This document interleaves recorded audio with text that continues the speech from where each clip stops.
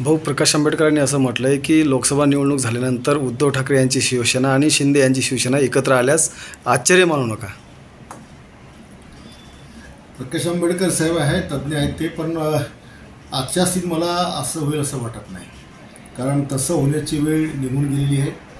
ज्या वेळेला चर्चा करून हा दोन्ही पक्ष फुटण्यापासून वाचवायची वेळ होती, तेव्हा उद्धव साहेबांकडनं ज्या रिॲक्शन्स होत्या की जे गेले ते मेले, त्यांच्या बायका पळून जातील, त्यांचे मुडदे पडतील, त्यांचं असं होईल, ते गद्दार आहेत, ते खोक्यावाले आहेत, त्याच्यामुळे त्यांनी काळजावर एवढे घाव शिवसेनेच्या दिलेले आहेत.